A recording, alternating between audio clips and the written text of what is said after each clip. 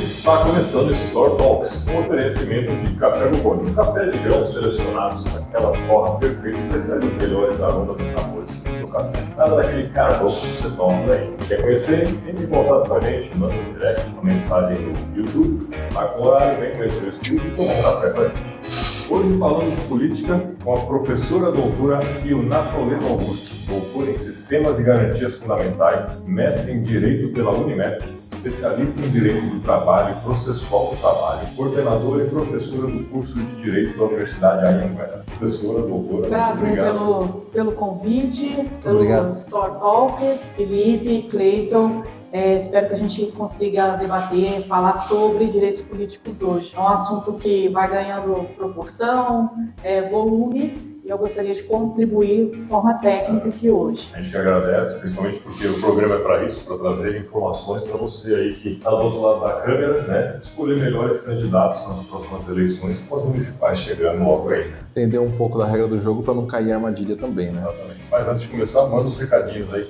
Recado. Sacanagem. Você que segue a página, não esquece de curtir, compartilhar, deixar o seu like e xingar a gente. A gente precisa de interação. Aí a página cresce e chega em mais gente o conteúdo. Professora, doutora, muitas como você prefere ser tratada? Professora, doutora, você... aqui a gente está entre amigos. Não, de jeito nenhum. No tribunal? Não, longe disso. Ainda não foi cancelado, não tem nenhum processo. Não, isso eu não garanto. Política entrou, acho que na vida do brasileiro mais intensamente, né, nas últimas eleições aí, por conta de polarização, e muita coisa se diz, muita coisa é o famoso fake news que nós estamos falando tanto hoje, que sempre existiu, né, só não era um termo em inglês. Qual que é a sua visão sobre tudo isso em termos de Brasil mesmo, ou até em termos de município, que você acaba falando de municipais? A gente veio num processo de comunicação que foi se alterando. Antes nós tínhamos apenas as redes de TV e as rádios que eram concedidas principalmente pelo órgão principal, que era a União, que dava concessão para as rádios, e elas sempre monopolizaram a informação. Então eu tinha o jornal escrito, eu tinha a TV e eu tinha a rádio fofoca, né? E a rádio, né? E todas elas, exceto a fofoca, que sempre foi monopólio do Estado de entregar essas cartas, né?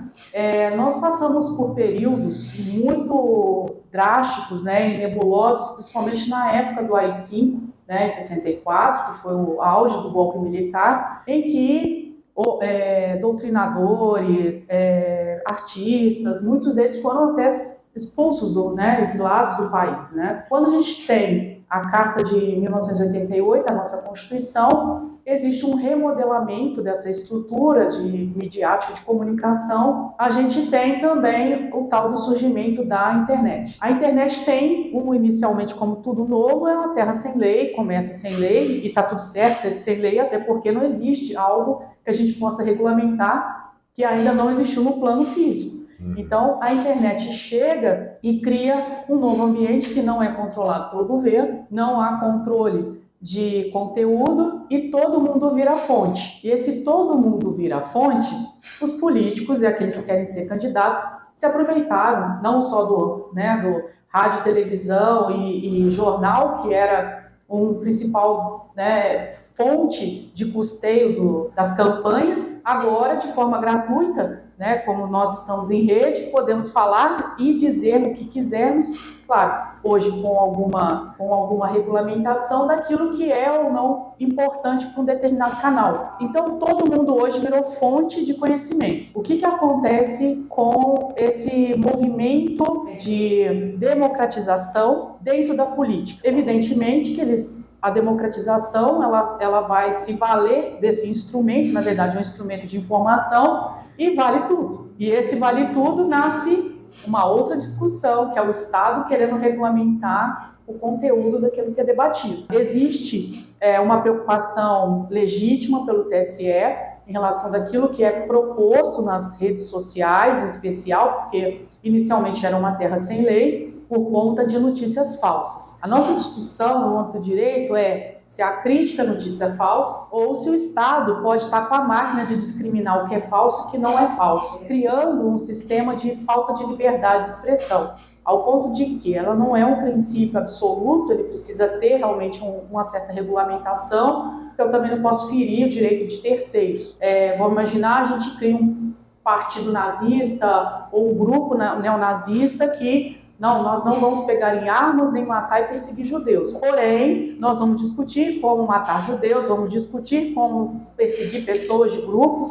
Então, existe a necessidade de sermos intolerantes, né, com pessoas intolerantes. Isso aí é do próprio sistema. O que a gente preocupa é esse excesso de punição por aquilo que talvez não esteja crescendo tanto. Então, hoje, o brasileiro, mesmo que tenha esse acesso, ele tem muito medo de falar de política. Isso aí já está meio que amedrontando, né, principalmente... Isso dentro da própria casa, né? Acontecendo também. Então, o que eu percebo como jurista, as pessoas estão criando um pouco de um comportamento de medo, né? E o medo vai paralisar. Era a ideia, não sei se era a ideia estatal inicial, porém, eu tenho uma questão que precisa ser amadurecida. Os políticos vão se valer desse meio e influenciam a classe que eu falo que é a classe A e B, principalmente quem tem engajamento político. Mas o que eu percebo, uma coisa não mudou: o desinteresse pela política. O desinteresse pela política continua o mesmo, né? Jogar lá qualquer um,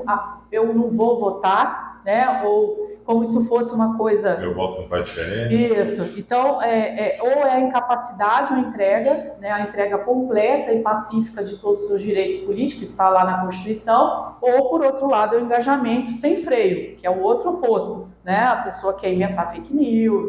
Aí a Justiça Eleitoral tem que intervir em muitos casos, né, para retirada desses vídeos, desse material mentiroso, falacioso. Então precisa ter uma peneira. O problema é como essa peneira é... Quem define o que é certo, o que é verdade, o que é mentira. Exato. Eu entendo esse problema, é porque quando a gente fala da mídia antigamente, a mídia fazia essa, de certa forma, também era o que ela queria que fosse verdade ou mentira. A mídia antiga. Ela tinha poder, né? Ela tinha um poder centralizado, a narrativa lá, eu vou... Tanto é que hoje muita gente, na minha época ele parecia um louco, que é o Enéas.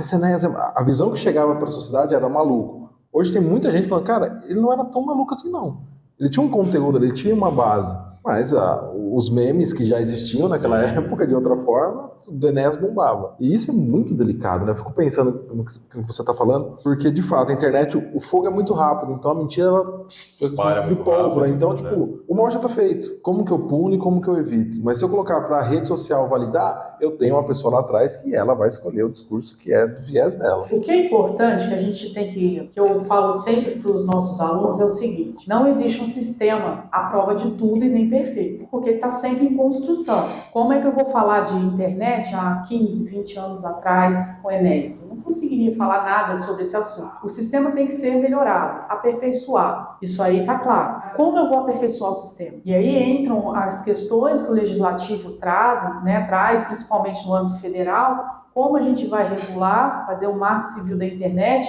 Já trouxe, né, a lei do Marco Civil da Internet, já trouxe turbilhão das pessoas achando que haveria uma ditadura, censura prévia, porque a nossa Constituição não permitiria inicialmente. Existe a indicação, filmes e tudo, mas eu não posso censurar as pessoas a ter acesso. Não existe uma resposta para isso. A gente vai construindo soluções aos problemas que vão surgindo. Então eu não consigo, eu vou evitar que exista fake news. O jeito mais simples é punir, tolir, criar situações de medo para paralisia. Então como é que eu vou ter fake news se eu tenho medo de pegar o celular? Eu já até desabilitei a conta. Também não há interesse das redes sociais, você está fora dela. Então existe um mecanismo de controle que eu não posso esmagar também. Não há interesse econômico no esmagamento dessas mídias.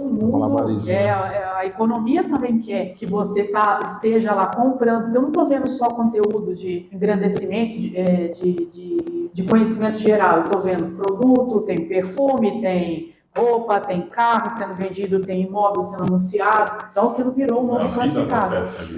Então eu não posso também pôr medo nas pessoas ao ponto de desabilitarem as redes. Aquilo me faz mal e eu quero tirar totalmente.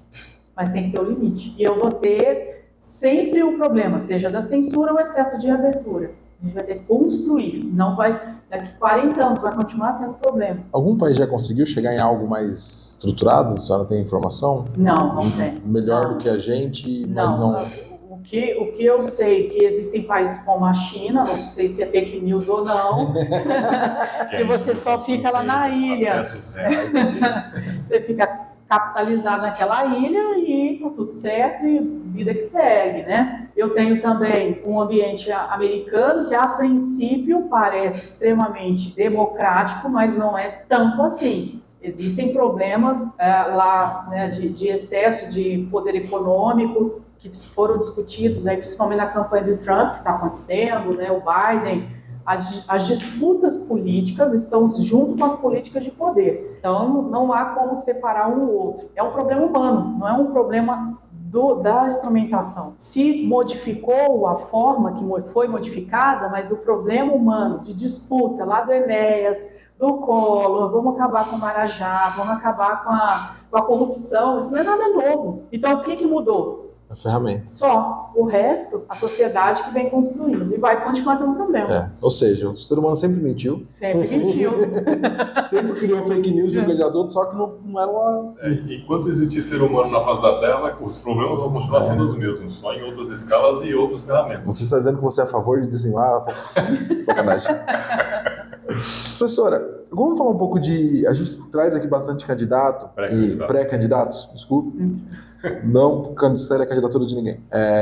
E eles vêm aqui, eles falam, dão opinião, fazem as propostas. Pode falar um pouco do que é a função de um vereador? Porque a gente queria conversar isso com os candidatos, mas a gente começou a enxergar que cada um enxerga de uma forma também, nem eles têm nem isso claro. Sabem exatamente. Então, assim, constitucionalmente falando, existem duas funções típicas. Jogo, né? Funções típicas. Tem função atípica também, mas a função típica principal, legislar e fiscalizar o executivo. São as duas situações principais. Então, eu tenho uma demanda que o prefeito da minha cidade está gastando mal o dinheiro público. Com certeza, o legislativo, que aprovou o gasto anteriormente, no exercício anterior, né, também está em conjunto com essa regra. Existe muita confusão entre o que é o executivo, que é o cargo de prefeito no âmbito municipal, e o que é o legislativo. O prefeito é ele que executa, ele que administra, ele que faz a gestão do estado, do município, no caso. E o legislador, ele vai ter só essa função de fiscalizar o gasto e também fazer propostas, mas não podem ser propostas legislativas que criem orçamento para o executivo. Então, eu posso criar, por exemplo, como legislador, sob hipótese, né, um projeto para fazer uma parceria com uma universidade dentro da cidade para levar, por exemplo, conhecimento ambiental. Posso fazer isso, porque não vai gerar ônus, né? Porém, ele não pode criar projetos, né? Ele não pode ter iniciativa de projeto de lei que vai criar ônus para o poder público, para o executivo. Se o vereador prometer que vai construir uma UPA, esquece. Não existe chance disso. O que eu posso fazer? Como vereador, eu vou pegar gasto público. Deste ano ficou, sei lá, uma cifra de 300 milhões em Piracicaba. Esses 300 milhões estão sendo empregados? Esses 300 milhões foram realmente empregados? Existe regularidade nas compras, nas contratações? As OS estão prestando serviço de forma eficiente? Então, esse é o cargo do vereador. Ele não executa, ele fiscaliza aquilo que foi gasto. Verifica o orçamento. Aonde foi, se foi. Então, eu tenho N pautas, né, sociais, que precisam ser entregues, dentro dela para saúde, educação, eu estou falando trabalho, lazer também, e essa execução de trabalho precisa ser fiscalizada. Então, se eu tenho reclamações em respeito do gasto público, eu também tenho reclamações não só do executivo, mas também tenho reclamações contra a fiscalização, a falta de fiscalização dentro do executivo. Então, as contas, né? Eu fiquei sabendo que um determinado prefeito ou ex-prefeito foi condenado por corrupção. Quando você pega o relatório da Câmara aprovando as contas que foram condenadas, né, pelo Judiciário, ou seja, eles são corresponsáveis pela aprovação, em termos políticos, que eu falo, não em termos criminais, né, mas em termos políticos. Então, quando eu tenho uma aprovação de contas de um prefeito que foi condenado por corrupção, significa o quê? Que a Câmara aprovou aquele orçamento e foi executado de forma perfeita. Então, quem passa o pano no final das contas é o próprio Legislativo. Então, eles trabalham em conjunto. Sim, e eu não conseguiria trabalhar de outra forma. Mas é eles, justamente por isso que o porque eles poder têm que é trabalhar em estabelecido dessa harmonia. maneira, né? Só que existe um problema, eles não podem trabalhar em conjunto, eles são independentes. O problema é a falta de independência. Então, na hora que eu tenho uma Câmara subveniente aos conceitos do Executivo, vira um gabinete do Executivo, realmente eles perderam a independência que a Constituição, no artigo 2º, propôs, e eles estão trabalhando agora sobre, ao invés de trabalhar sobre independência, cada um com a sua autonomia, eles começam a trabalhar sobre coordenação. E aí começa a haver um passapano, é o que a gente vê na prática, de tudo que acontece. Conluio. Conluio, exatamente, é um conluio. Toda vez que a gente tem um problema... Você não tem solução. Eu vou explicar. O direito é o seguinte, você vai ter como funciona. Vai ter sempre uma força para fazer o errado. A gente só está resolvendo um ponto. E aí vai existir outro universo que vai ser criado em sequência. Então, toda vez que eu resolver um problema, vai ser criado um outro depois. Então, o multiverso da loucura. Exatamente. É looping, porque a gente está em construção. A gente não tem um planeta pronto, perfeito. Então, a gente está no processo. Humanos, né? Então, quando eu tenho um município, nenhum prefeito, nenhum vereador vai vir com resposta mágica. Não existe. Por quê? Ele vai fazer dentro de 4 anos aquilo que é possível. Fiz um bom mandato, no caso do legislador, ele vai ser reeleito N vezes. E ele vai ter o grupo que ele representa. Está tudo certo. Agora, se esse vereador, não conseguiu alcançar o mínimo de expectativa dos seus eleitores, ele vai ser substituído. Tanto é que o Brasil é um dos países que mais realocam políticos, tem mais renovação do que os outros países democráticos. E a gente não tem ideia disso. E o que mudou, então? Mudou porque o sistema continua o mesmo e as pessoas que vão ocupando a cadeira entram em si e entram nesse processo. Do poder. Exatamente. O prefeito ele entra por 4 anos. Normalmente ele assume e já tem projetos que estão correndo, né? Você comentou sobre isso, da legislatura anterior. O que acontece dali para frente? Porque a gente sempre ouve assim, os 2 primeiros anos o prefeito não pode fazer nada, ou o primeiro ano o prefeito não pode fazer nada, o último ano ele também não pode fazer nada porque é eleição, mas ele pega projetos anteriores e aí ele decide se ele pode decidir se esse projeto continua ou não. Existe é obrigado a continuar? Como funciona essa questão toda? Existe muita confusão em relação a isso, tá? Os primeiros 2 anos, realmente, são os 2 primeiros anos que ainda vai ter a cara do prefeito anterior. O terceiro ano, o prefeito não tem como dar desculpa mais. Ali já é o orçamento e os projetos dele, é a assinatura dele. Não tem como não ser. Os projetos, eles são plurianuais, né? Exatamente. Eu tenho projetos de 4 anos, tenho projetos de gasto, só para o pessoal entender. Tenho projeto de gasto de 4 anos, tenho projeto de gasto nos últimos 2 e eu tenho projeto de gasto no ano seguinte. Mas isso não é algo assim, se acontecer uma enchente, igual foi no Rio Grande do Sul, não posso fazer nada? Isso é mentira, porque eu tenho dispensa de licitação, eu tenho como fazer uma calamidade pública sendo aplicada, e aí muda toda uma estrutura, tá? Mas tem que ter uma ferramentas forte para aquilo. Mas tem ferramentas que você consegue utilizar. Isso, ferramenta jurídica, uma intervenção no município. Vamos imaginar o seguinte, o município X não está gastando o mínimo em educação e saúde. O Estado pode intervir nesse município. Então, existe mecanismo para a coisa acontecer. Resumo, os 2 primeiros anos ainda é o trabalho do prefeito anterior. Ele pode ser retirado, não vou gastar mais com isso, fazer modificações ou melhorias, mas o gasto vai ter que ser entregue conforme foi o legislativo anterior também propôs. Então não foi o prefeito que trocou. Na verdade, a Câmara entendeu que o melhor projeto era daquela maneira. Foi aprovada a legislação gasto público por ela. Então, no terceiro ano, já não há possibilidade do prefeito falar que eu estou embolado com o prefeito anterior. Isso não existe. É mandato atual. Exatamente. Então, desde o primeiro momento, situações que não envolvam principalmente gasto público, que é só gestão, zeladoria da cidade.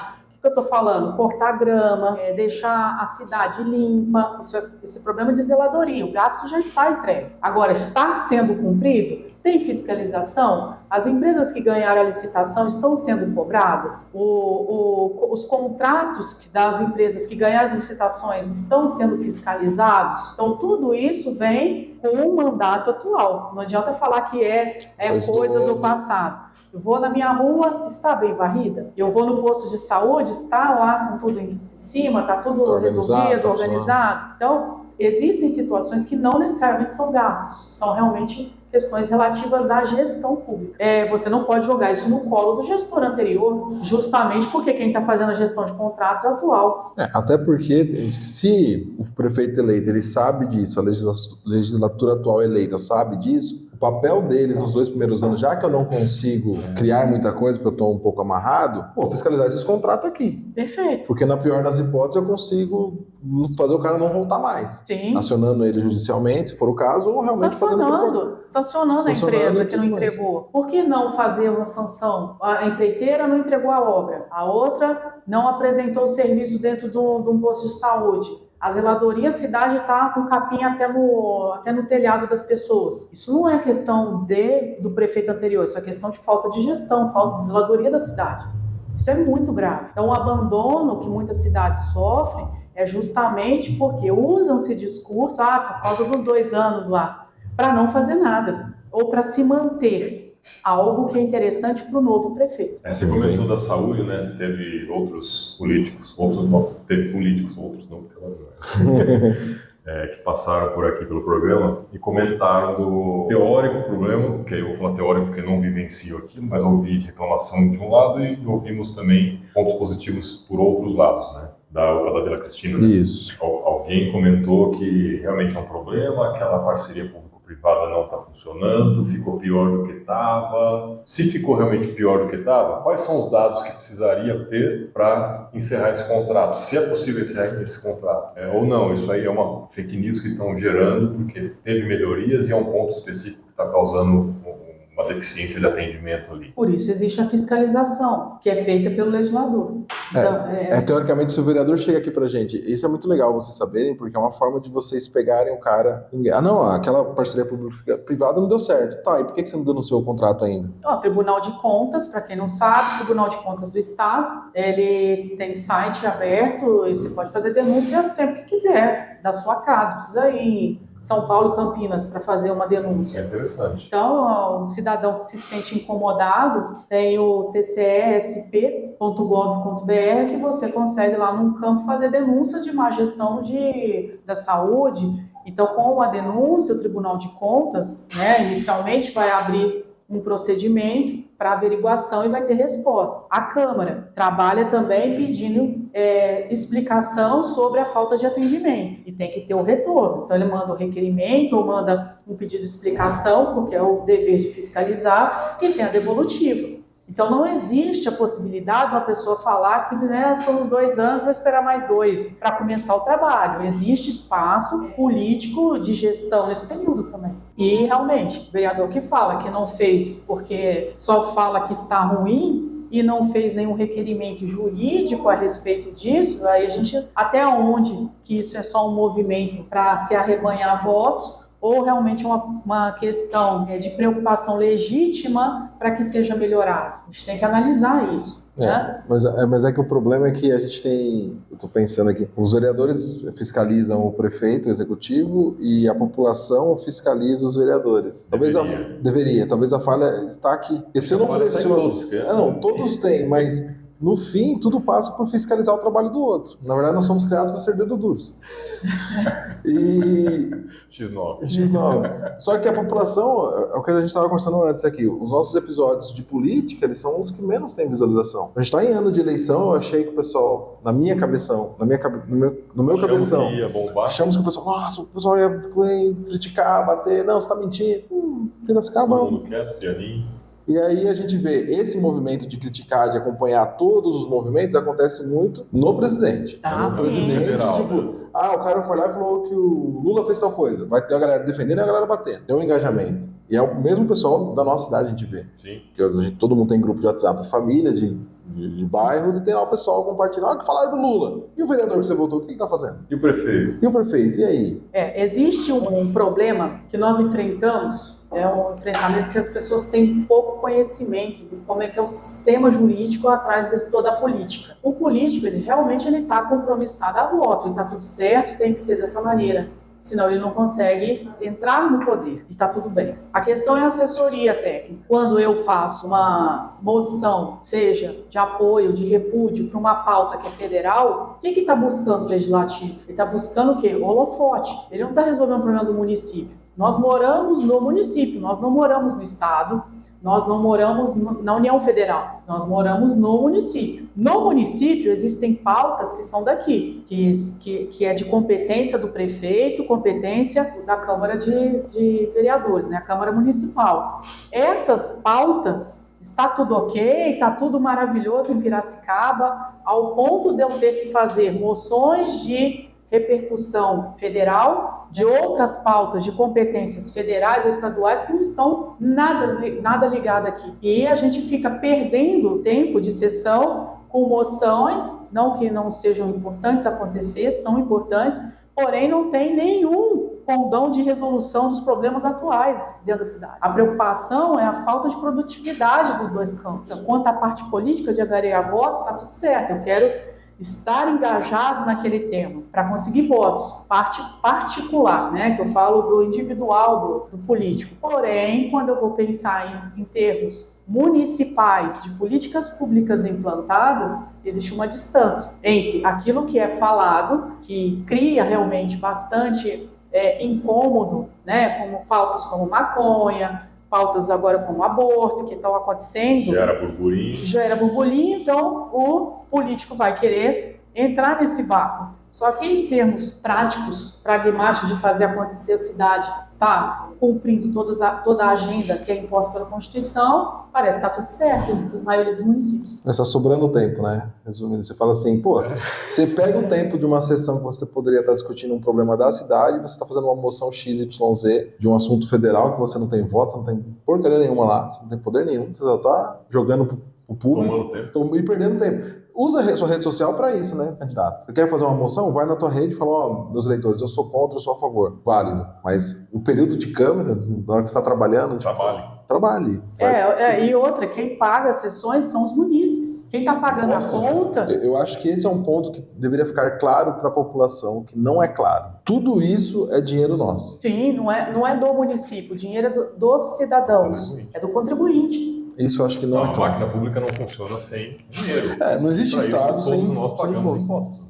Sabe o que eu acho bem pragmático, assim, bem prático? Quando eu pego o empresário reclamando que tá certo, todos nós temos direito a isso. E aí eu falo o seguinte, porque o SUS tem que ser privatizado, começa, né, pautas, eu falo as agendas federais, né? Esse empresário, a primeira pergunta que eu faço é o seguinte: quando o seu funcionário, o seu colaborador, passa mal, o que acontece? Ele, pelo amor de Deus, o cara perde 2, 3 dias de serviço, porque ele não consegue atendimento. Então, eu acabo pegando do meu bolso para pagar uma consulta, para resolver meu problema.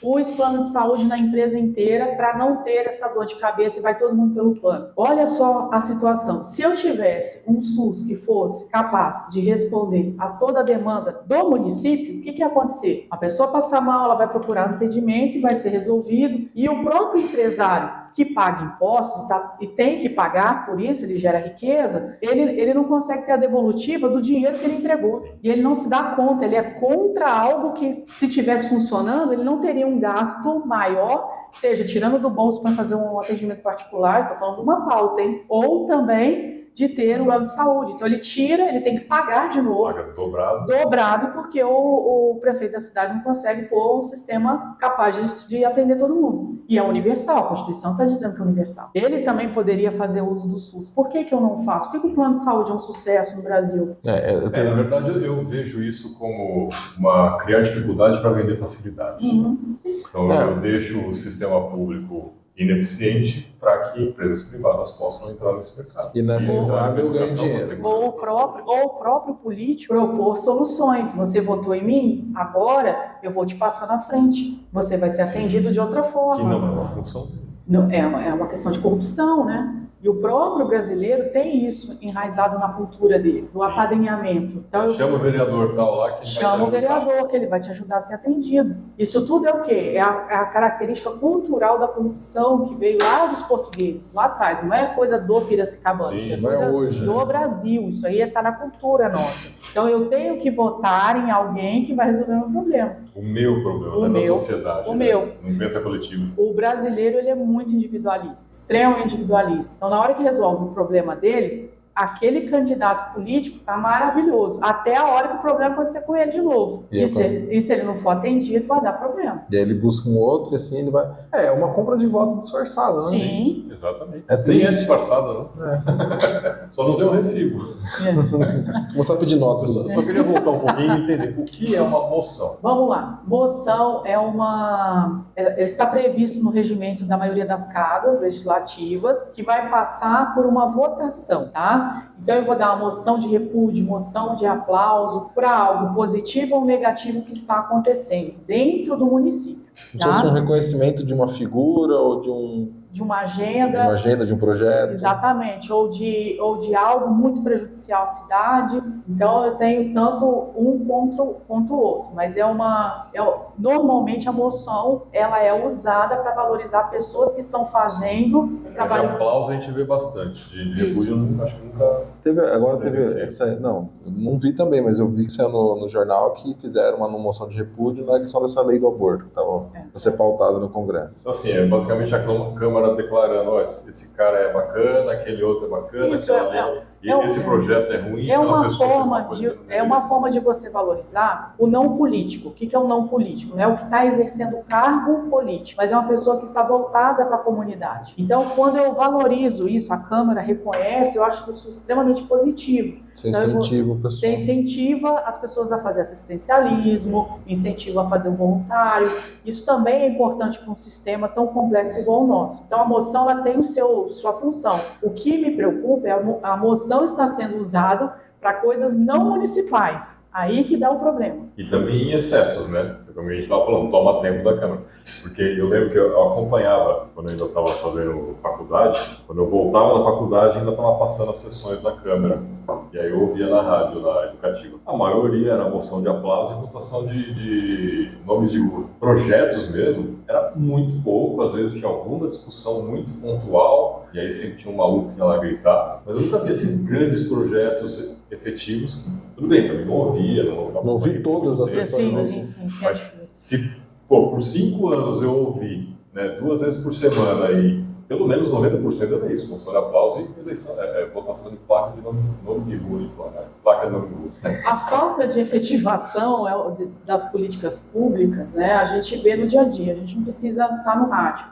Pega o seu carro e tenta ir pegar um ônibus do ponto A e ir para o ponto B. 6 horas da tarde já chovendo. Eu vou ser bem atendido? Transporte é uma pauta que está lá na Constituição, artigo 6º, que precisa ser entregue. Meu transporte coletivo público está sendo entregue? Quantos milhões são pagos para uma única empresa na sua cidade?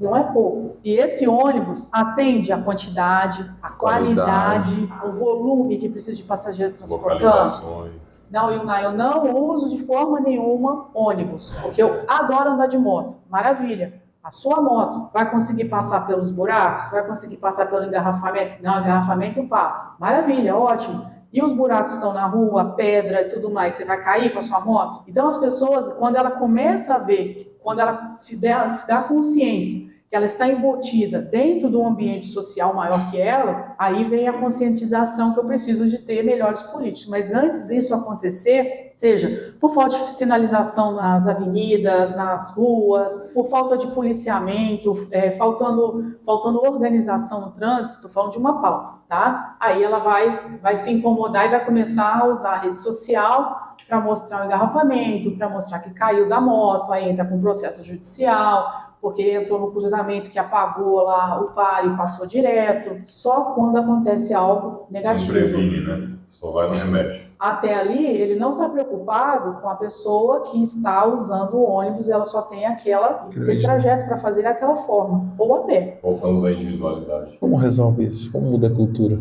Assim, só para vender. Bom, Próxima pergunta.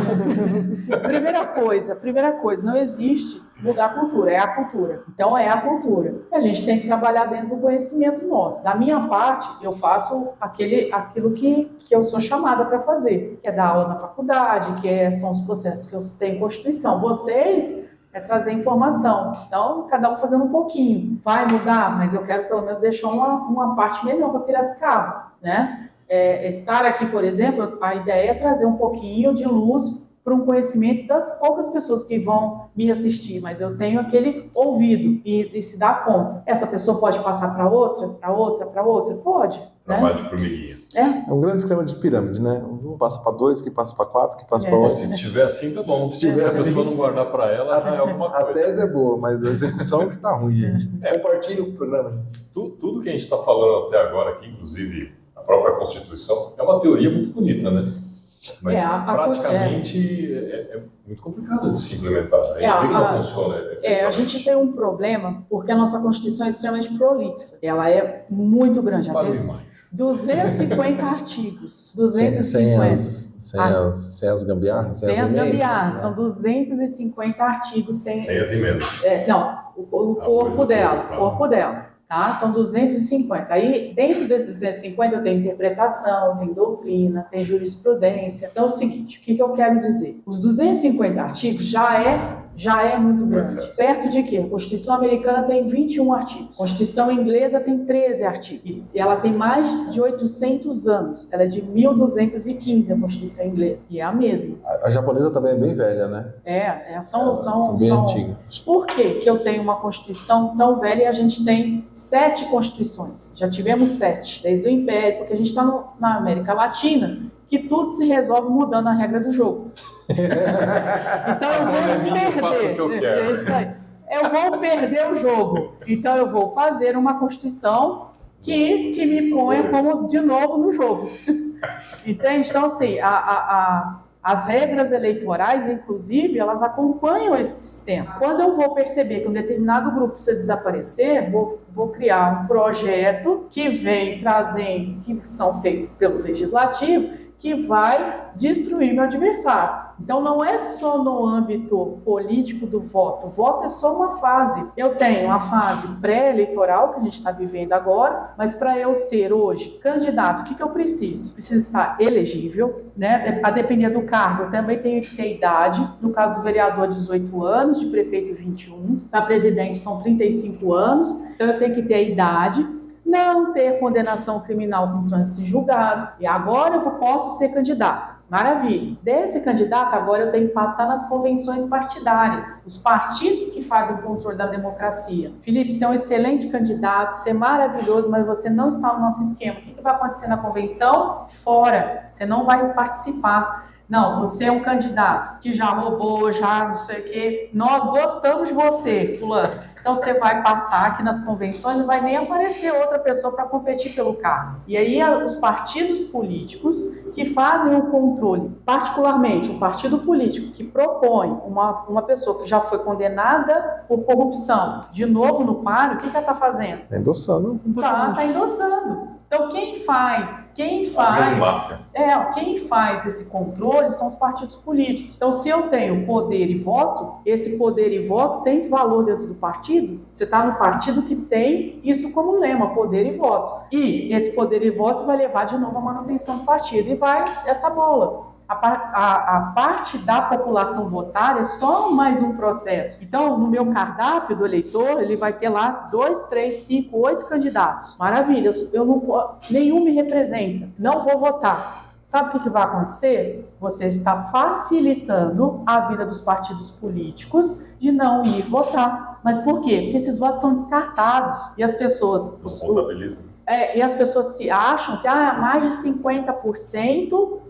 vai ter novas urnas. Não é desse jeito. É só voto válido, né, que conta. Exatamente. Se tivesse só a família do candidato, quem tiver a maior família ganha, no fim das contas. Se ninguém for votar, quem tiver a maior família ganha. Exato. Então, o que eu preciso fazer? Eu tenho que entender quem é o partido daquele candidato. Então, eu entendo que as pautas partidárias... O que é partido? É parte de alguma coisa. Na hora que eu escolho um partido que tem um viés mais liberal ou um viés mais conservador, eu já estou escolhendo o candidato partidariamente. E ele vai entregar aquele, fala assim, nossa, aquela pessoa já tem um monte de processo crime, condenado em todas as instâncias, conseguiu eliminar. Esse partido está apoiando esse candidato. E põe ele de novo no jogo. Não está falando que você vai votar nele, mas eu tenho só o seguinte, você não vai comer, você gosta de churrasco? Vocês gostam de comer o quê? Eu gosto de massa.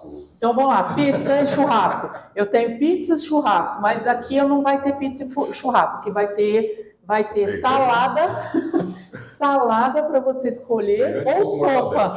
Você tem um ou outro. O que você quer comer? Não, eu quero pizza ou sushi, né? Ou churrasco.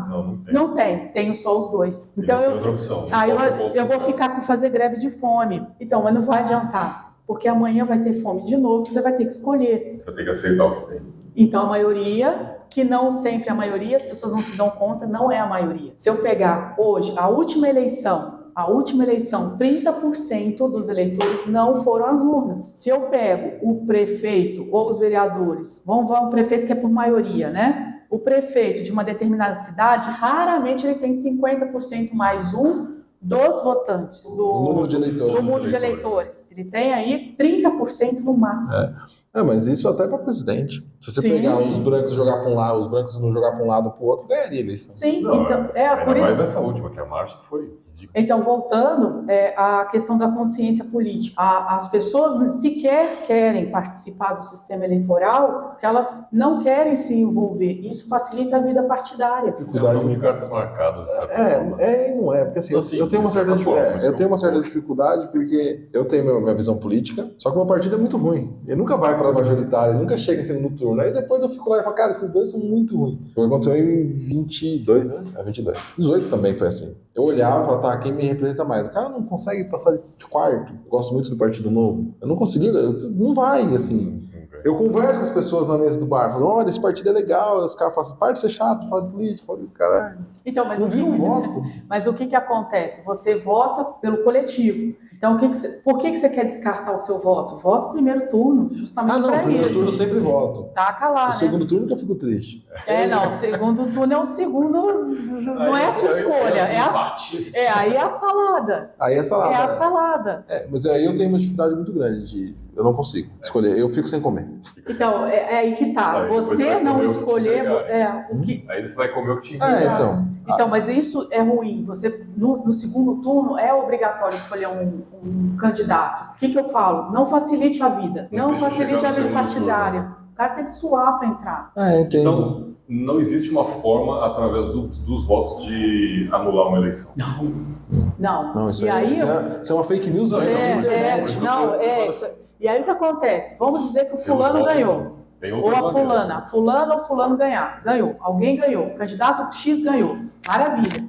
Quer dizer que ele vai tomar posse. E agora eu tenho outro poder, chamado Justiça Eleitoral. Quem vai conferir as urnas, que é mais uma fase, lembra que é um processo? Vai conferir, vai falar assim, fulaninho ganhou agora para prefeito e os vereadores foram os fulanos. Agora eu vou passar por um processo de diplomação. A Justiça Eleitoral vai ver se ele cometeu crime eleitoral no período, abuso do poder econômico. Então não quer dizer que ele, ganhando, ele vai levar. Beleza. Depois da posse, que é dia 2 de janeiro, o que vai acontecer? Agora mudou, né? 5 de janeiro, salvo engano, né? 5 de janeiro. Eles tiraram mais tempo de férias agora. Mais tempo de férias, o que vai acontecer? Após a posse, ele já pode ter 15 dias para fazer a impugnação dessa posse. Eu descobri hoje que ele comprou, levou o pessoal de van para fazer voto, entregou telha, bota, só vê essas provas agora. É um sistema em que a população só vai participar de uma fase. A fase anterior, ela é toda partidária e a fase posterior, ela é completamente embutida pelo judiciário. Quer entrar em polêmica? Porque assim... Desde que não gaste o réu primário, a gente pode tudo. Tá bom, então vamos lá. Agora tem uma situação que você está falando a questão do partido, das condenações e tudo mais. E quando você chegou aqui, você fez um comentário sobre a condenação do Lula, especificamente. Não, eu não comentei do Lula. Falei da condenação, que eu falo que o partido tem... Ele traz o perfil que ele entende. Não, mas que volta ele pro jogo. Essa questão de voltar, o processo do Lula, você acha que ele... entendeu? Ele porque assim, ficou-se um limbo onde a gente não sabe quem é fora do meio, a gente não sabe se o Lula foi condenado, ele era culpado de fato, foi tudo certo, ou não foi tudo certo. Ele realmente foi condenado e descondenado pelo tribunal. Esse condenado e descondenado tá certo, tá errado, até onde é fake news, até onde é salada. Vamos lá. Então, eu não vi o processo. Então, eu vou te falar informações de sites, de lugares que a gente confia. O que aconteceu no processo Lula? Ele foi condenado até a segunda instância, passando pela terceira, foi erroneamente preso em segunda instância. Por que erroneamente? O que eu entendo que é errôneo? Porque as pessoas só podem ser presas a partir do momento que tiver uma condenação criminal transtada e julgada. É por isso, tá? Está na Constituição. Então, como estava em segunda instância, ele não poderia ser preso. Ficou lá aquele período. O Supremo entendeu na época que ele poderia ser preso em segunda instância e depois, com o mesmo argumento, falou que ele não poderia ser preso. O mesmo Supremo. Aí já ficou difícil, né? Isso. Se o cara quer para digitar a regra, ele fica mudando, aí fica. Então é o seguinte, ele foi até... É o juiz da regra, né? Então o que aconteceu? Chegando no Supremo Tribunal Federal, o processo foi arguído a suspeição do juiz que condenou essa pessoa, Lula, tá? Essa suspeição gera nulidade. O que é gerar nulidade? Eu não posso, eu tenho direito constitucional a ser julgado por um juiz imparcial. Isso está na Constituição, não é para o Lula, é para todos nós. Todos nós. Na teoria. Então, na teoria, todo mundo tem que ser imparcial. Então, esse juiz foi reconhecido pelo órgão máximo do judiciário que ele foi parcial, ele era suspeito. Quando, não é para o Lula, para qualquer caso, quando o juiz é declarado suspeito, tudo aquilo que ele praticou vai ser anulado. Não é que ele foi descondenado. Isso aí foi movimento de mídia. Política. Tá? Política midiática. Então, o que aconteceu? O processo voltou para a estaca pré-denúncia. Aí decidiram que ele teria que ser, o foro competente seria Brasília, né? Quando foram propor novamente um inquérito para apurar os mesmos fatos, porque a gente anulou esse processo criminal inteiro. De forma correta, o que aconteceu ali? Como o Lula tem mais de 70 anos de idade, a prescrição cai pela metade, isso está na lei, não foi nada criado por ele, tá? Cai pela metade, todos os crimes foram prescritos. Então não pôde abrir de novo uma denúncia. Isso que aconteceu. Vamos brincar, né? Todo esse rolê de desgaste foi simplesmente para falar que aquilo não valia. Mas é interessante e complexo, né? Porque cria uma insegurança jurídica muito grande. Porque a prisão em segunda instância, ok, muita gente debate sobre, pode, não pode, mas foi questionado antes da eleição de 18 se poderia prender em segunda instância. E o juiz maior falou... Entendia-se que sim. E o juiz maior falou assim, não, tá expulso, tá certo. Aí tem a eleição e depois ele fala, não tá. Cara, você criou um problema monstruoso. Porque o Lula competindo em 18 seria outro cenário, outra dinâmica. Com certeza, com certeza. Ele voltando agora foi outra dinâmica. E eu vejo um outro problema também, eu não sei se existe uma forma de lidar com isso, né, punindo quem cometeu esse erro, porque é um erro. Se você está dizendo que na Constituição não se permite a prisão em segunda instância, e o cara foi lá e falou, não, pode sim. Eu decidi agora que pode. Isso. No Supremo Tribunal Federal, eles estão trabalhando ali de forma livre. Eles têm independência para formar convicção. Então não existe, igual a gente falou, tem 250 artigos da Constituição. Ela pode ser lida de várias formas. Não, se colocar aqui, a gente já não é só a literal. Não é uma régua literal. Exemplo máximo. Está lá na Constituição, artigo 226, parágrafo 3º. Sempre falo deles. Casamento entre homem e mulher. Está lá na Constituição. União estável vai ser reconhecida e valorizado aí o casamento, a conversão em casamento. Homem e mulher. Como é que eu tenho casamento homoafetivo no Brasil? Com essa Constituição escrito literalmente que é homem e mulher. Porque teve um entendimento do Supremo Tribunal Federal, que foi provocado através de uma ação de uma associação do Rio de Janeiro, LGBTQIA+, e que entendeu-se que essa parte dessa população não poderia ser marginalizada. E também tem outro artigo lá, o artigo 3º, que fala que nenhuma pessoa vai ser de forma nenhuma discriminada dentro do nosso país. Então, a mesma Constituição, ela pode... ela se contradiz.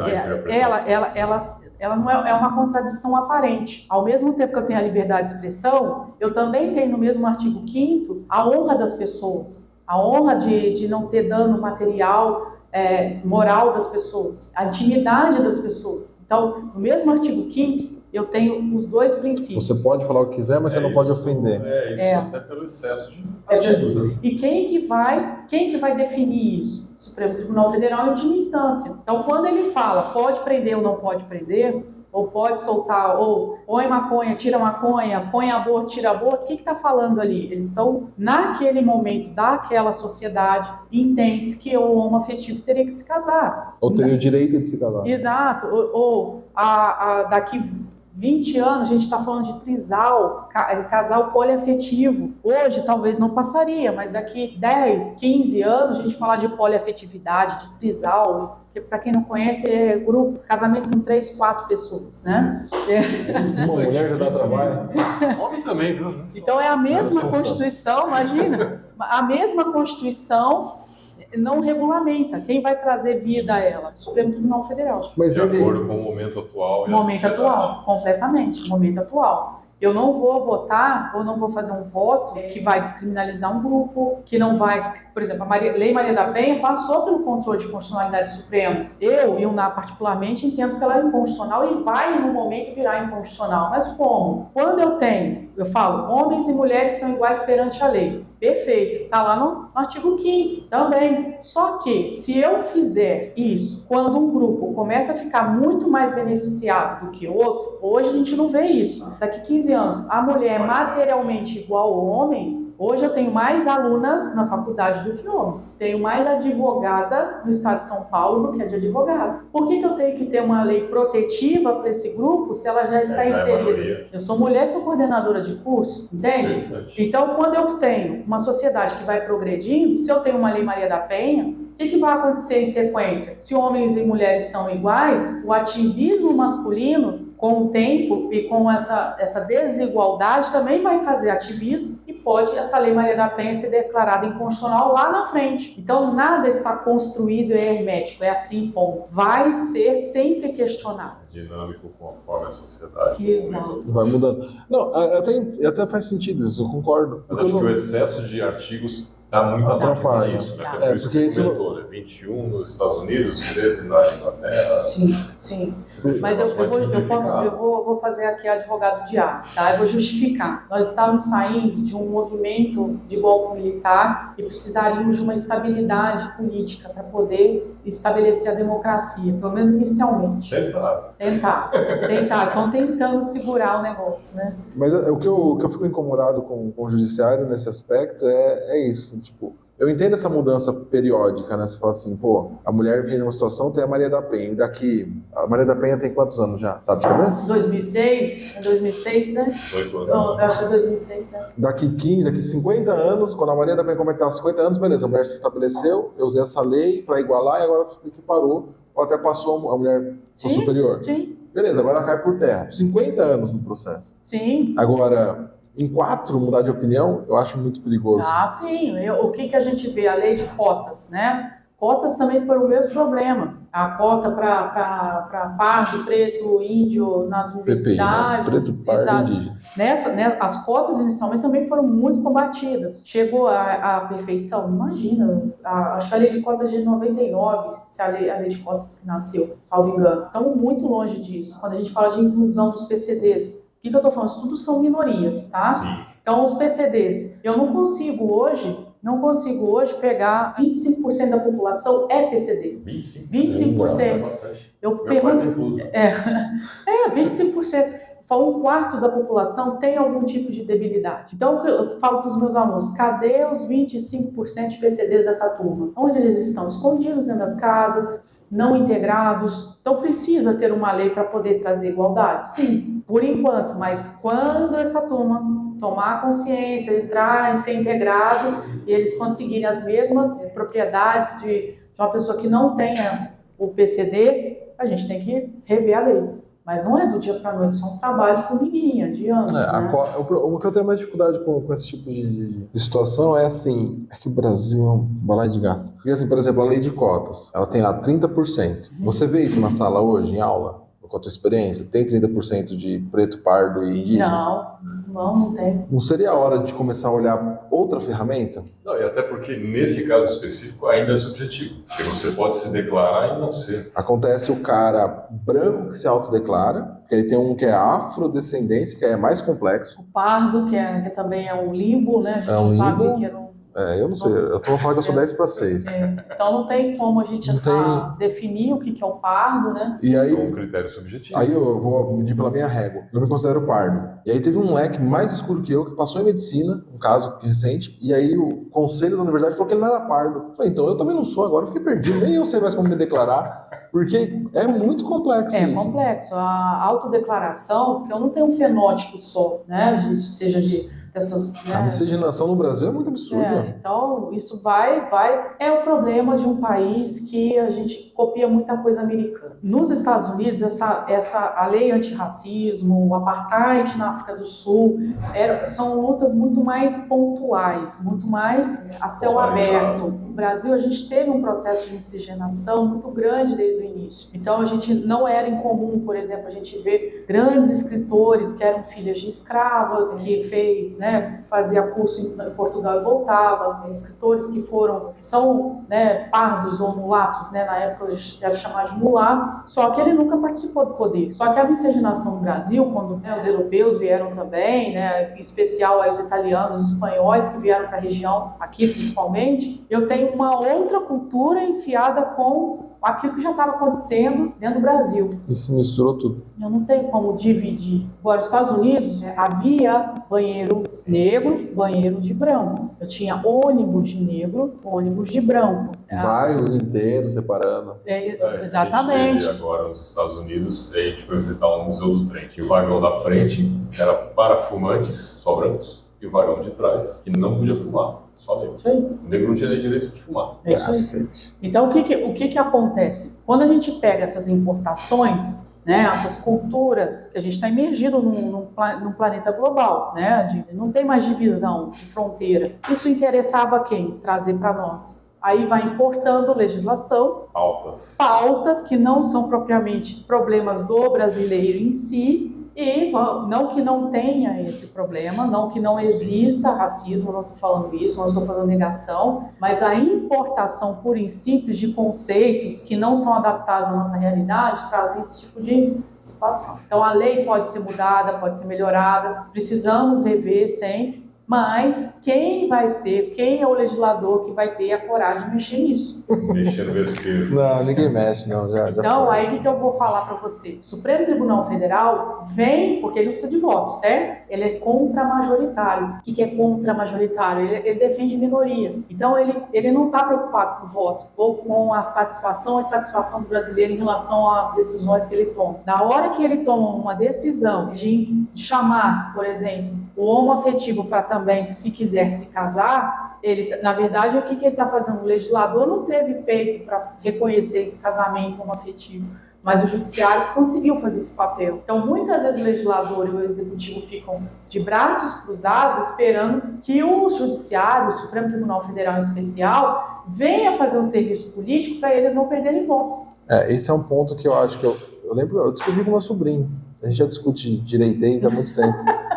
E a gente estava debatendo, a gente estraga churrasco de família, vocês não têm ideia. Porque os dois, é engraçado. Tá todo mundo em volta da churrasqueira, a gente vai conversando, a pessoa vai se afastando, fica só eu e ele falando. Espalha montinho.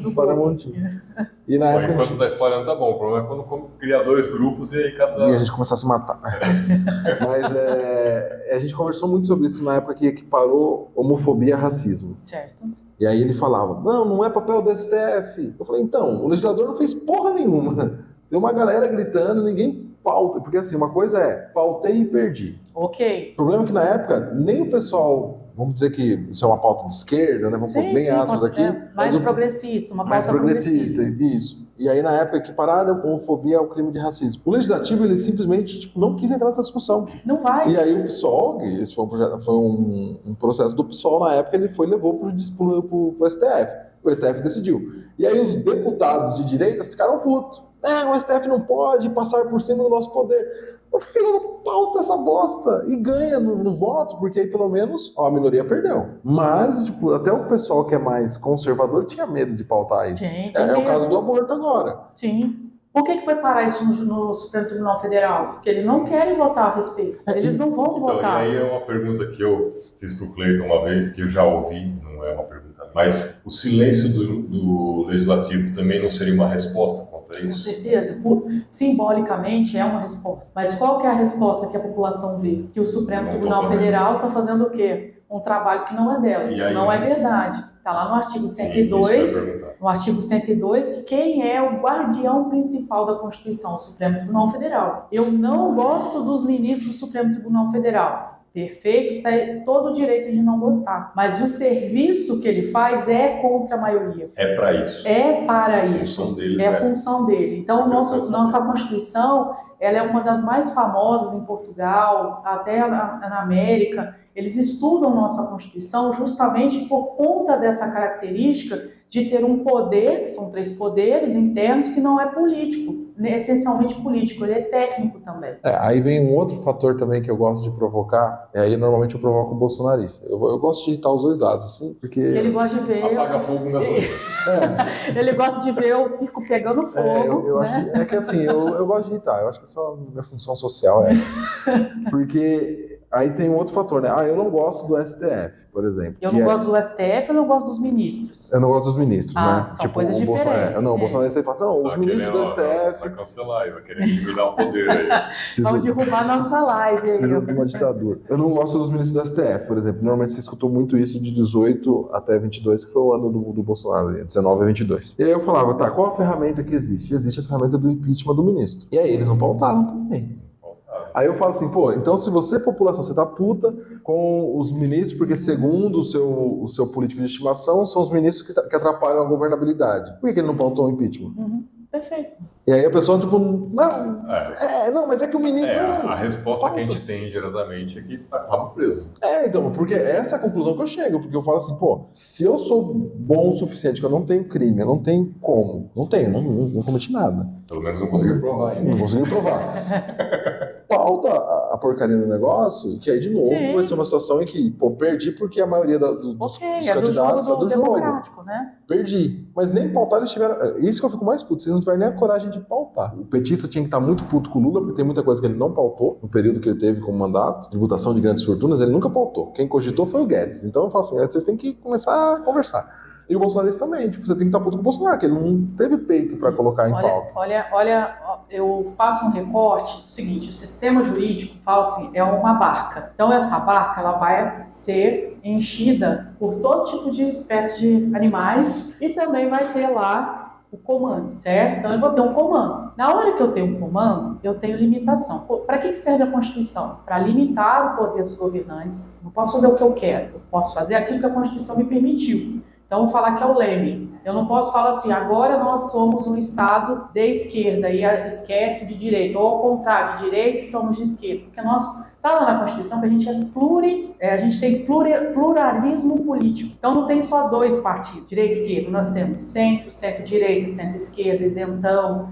para cima, para baixo, todos. É do nosso sistema. Que a gente saiu de um sistema bipartidário, no golpe militar, na Constituição de 67, e quis valorizar agora o pluripartidarismo. Maravilha, até aí todo mundo entende. Então, na hora que eu assumo o manche, né, o leme da arca, eu tenho ventos, eu tenho a tripulação, eu tenho a maré, e eu vou ter que navegar durante 4 anos. Eu posso dar guinada no guidão? Eu posso fazer do jeito que eu quero? Não. Eu tenho uma ilha que eu tenho que chegar. E essa ilha já está pensada pela Constituição também. Por isso que ela é extremamente prolixa. Então, o que é o pensamento objetivo da Constituição? Erradicar a pobreza, eu tenho aí erradicar aí racismo, toda forma de discriminação, trazer justiça social. Isso está lá na Constituição nossa, não é minha, nossa, está lá no artigo 3º. Então a gente está perto ou longe dessa ilha? Eu entendo que a gente está melhor do que já foi ontem, mas talvez eu não sei se eu acho que essa arca afundou. Então o pessoal lá dando de braço. Então o que eu tenho? Nós hoje estamos na, salvo engano, 8ª economia do mundo. Ainda falta muita coisa a ser feita, não há dúvida em relação a isso. Porém, quando a pessoa assume, seja qualquer âmbito federal, estadual, municipal, lá tem o quê? Limite. O governante não pode fazer o que ele quer, ele tem que fazer aquilo que pode ser feito, dentro da legalidade. E é um limitador de poder. Então, na hora que eu gostaria de resolver o problema da saúde da minha cidade. É uma pauta, é para ser feito, mas como eu vou fazer isso? Vou fazer mais concurso público? Vou encher lá de médico, enfermeiro, todo mundo bem pago. Eu tenho orçamento para isso tudo? Eu consigo pagar? O meu orçamento da minha cidade chega? Porque eu tenho uma lei de responsabilidade fiscal que fala que eu não posso passar de 49% daquilo que eu arrecado em folha de pagamento. Então, na hora que eu estouro aquilo, o Tribunal de Contas vem arrebentando com tudo. Então, tudo isso é maquinado, não a liberdade que nós temos de fazer o que queremos, né? Eu vou na minha casa, pinto de qualquer cor. Até para pintar uma escola tem padrão, tem tudo, tem regra. Se todas as leis hoje fossem aplicadas de uma vez só, a gente estaria esmagado por ela, esmagado. Ainda bem que não conseguiram provar os crimes, ainda bem que existe sempre recurso. Por quê? Porque eu consigo também, dentro do sistema, ele vai a verdade vem aparecendo também sendo construído. É um negócio muito, né, louco, né? E tem leis complexo, que sobrepõem a outras leis, provavelmente, coisas lá do passado que ficaram, que não faz sentido e hoje se contradizem. Teve uma coisa que não fazia sentido nenhum para hoje, para os nossos olhares. Se eu vou no cartório hoje de imóveis e vejo as compras e vendas de fazendas da nossa região, como é que eu comprava e vendia fazenda aqui? Tinha escravo sendo vendido junto. Você imagina, pega um contrato desse e vou lá hoje fazer um registro disso, eu vou ser presa. Só que isso lá em 1890 era do game e tá tudo certo, a gente era um estado escravagista. Agora eu vou falar que eu vou vender umas fazendas com escravo? Classificado, tinha escravo lá, né? Então era a coisa. Então por que eu estou falando isso? O sistema não está construído, não há como construir, não tem resposta para tudo. A gente consegue fazer hoje. Então, voltando aqui no Supremo Tribunal Federal, por que o Supremo Tribunal Federal precisa decidir algumas pautas? Opõe para ele decidir algumas pautas, porque o legislador não vai assumir o reggae. Ele não quer esse tipo de polêmica. Não quer se comprometer, não quer perder o voto. Então aí, de novo, pessoal, você tem que cobrar o teu político, não ficar enchendo o saco da STF. Sim, mas é certo porque, isso. Tipo, mas esse é um problema, porque a gente... Não adianta reclamar no Twitter. Porque assim, adianta que você faz uma pressão no teu político, pelo Twitter. Talvez adiante porque você vai engajar uma população, mas você tem que juntar essa população e fazer não. Mas o problema é que as pessoas se apaixonaram pela figura. E aí quando a figura contradiz o que você acreditou que ela faria, você prefere fazer um malabarismo mental do que falar assim, eu errei. Porque para admitir que tá errado é difícil, né? Sim. Uma outra coisa assim, que eu gosto muito de estar comentando, quando a gente vota, que é uma fasezinha pequena, né, dentro desse processo gigante, dentro dessa, a gente trabalha com representação. Então é o seguinte, eu dei uma procuração em branco para uma pessoa, ou seja, eu confiei naquela figura. Se ela chegar lá e chutar o pau da barraca, ou ela tinha um discurso que eu queria que tivesse esse caminhar, mas esse caminhar, ela mudou de sentido e, vamos dizer, foi para a banda podre, ou começou a terrorizar, perder um pouco a mão, que seja, eu não tenho mais como fazer, porque eu voto só daqui 4 anos depois. Então, o papel é daqui 4 anos não votar mais nele. Exato, não voto nele, vai perder voto. E a outra coisa que a gente tem que pensar muito claramente, a pressão popular, a mídia, ela é extremamente importante, não abrir mão disso, porque a pressão a parte do poder, né? Para a gente poder pressionar politicamente os políticos, né? Se a gente tem essa facilidade, eu acho que temos que usá-la. Porém, aquilo não vai servir além de pressionar politicamente. Ou engavetar um projeto de lei, ou engavetar pedido de vista, um processo para poder ganhar tempo. Então, são questões que vão sendo levantadas com as chuvas na arca, né, com tempestade e o mar revolto, você espera passar para pegar algum sentido. Porque tem coisas que não vai ser decidida nunca. Tem processos no Supremo Tribunal Federal que estão lá engavetados ainda. Não sei se vai sair agora. Também é uma questão de interesse deles, né? De achar o que faz mais sentido para eles naquele momento. Até porque eles estão muito em voga e viraram personalidade. Existe uma discussão que eu já ouvi sobre isso, né?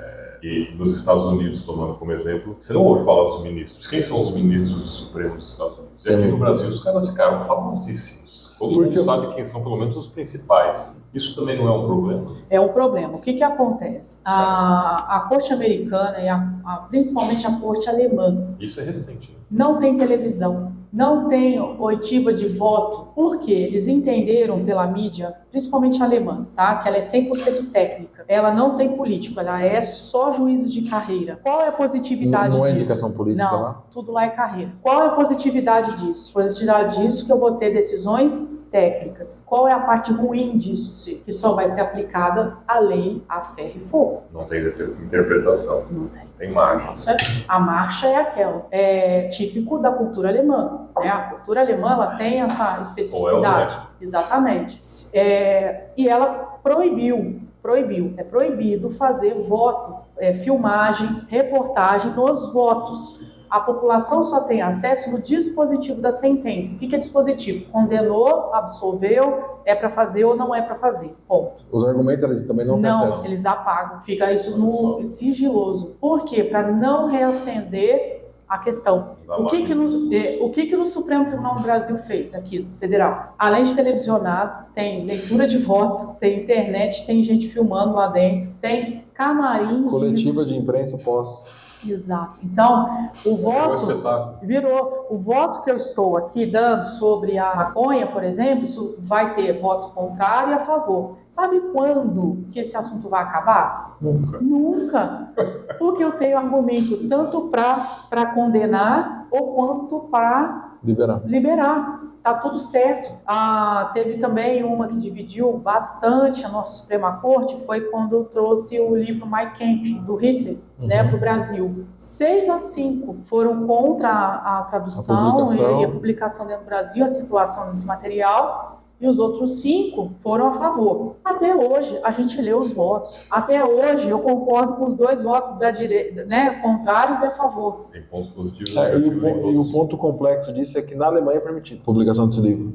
Nos Estados Unidos também. O alemão entendeu que esse livro tem que ser publicado, porque as pessoas têm que ser contadas, porque para que não se repita, senão a gente vai esquecer. E aí aqui, é isso que eu fico puto. Assim, aquele vídeo lá, o que o alemão fez? Porque o que os Estados Unidos foram guerrearam, né? Foram todo o problema. O que eles decidiram? Pode. Então, o que eu quero? Então, mas o problema de copiar algo adaptado ao Brasil, que você sempre vai ter problema de adaptação.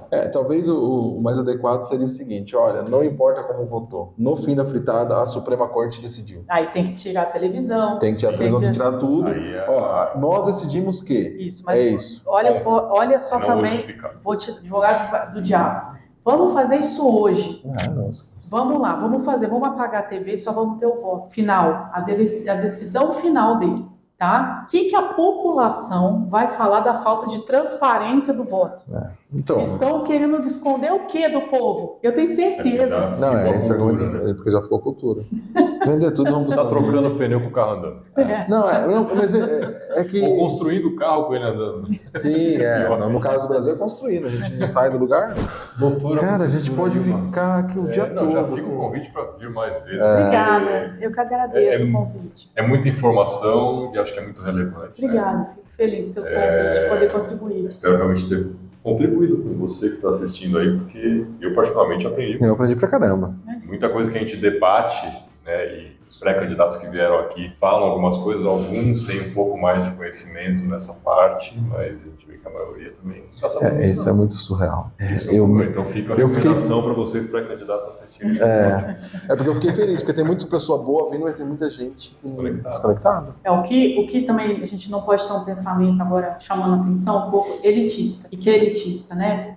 Só tem valor se tiver conhecimento científico. Também não é isso. As pessoas, elas representam um grupo. Como é o grupo brasileiro? Como é o piracicabano? A gente não tem só intelectual na cidade, elas precisam ser representadas também. O que me preocupa é quando uma pessoa ganha e ela não sabe nem para que lado está indo a bola. E isso é preocupante, né? E nem como conduzir a bola. Isso também o que mais está vendo é isso. E aí talvez a regra do jogo, é aquela que a gente sempre fala das promessas mirabolantes que a pessoa vem e faz, e ela chega lá não vai conseguir fazer, e aí ela vai tentar fazer um contorcionismo para poder continuar tendo aquele curral eleitoral dela. E aí ela entra no esquema. Aí a gente vê, por exemplo, proposta de baixar o preço do botijão de gás, que não é da competência do vereador, proposta para ter pena de morte, coisa que não tem nem possibilidade, nem o deputado, o senador, nem o presidente pode pôr. Exato. Então, assim, tem pautas abortistas, pró-aborto, contra o aborto. Maconha também. Então, assim, por isso que as moções, ela perdeu um pouco a sua característica, porque ela está virando, na verdade, essas... Tá virando, na verdade, Instrumento de narrativa. instrumento de captação de voto, né? capilarização, né? Capilarização, Mas é isso, realmente fica o convite para voltar. Quando Obrigada, quiser fazer, a gente vai começar a fazer as lives agora. Obrigada, Então, pessoal. Obrigado mesmo. E você que ficou até agora, não se esqueça de deixar o seu like, mandar um comentário pra gente e vai com o horário, vir aqui tomar um café Gogoni, experimentar, bater um papo gostoso aqui nessa mesa. Mesa é forte, pode vir. Vem pros debates. Tchau, pessoal. Obrigada. Semana que vem tem mais. Tchau, tchau.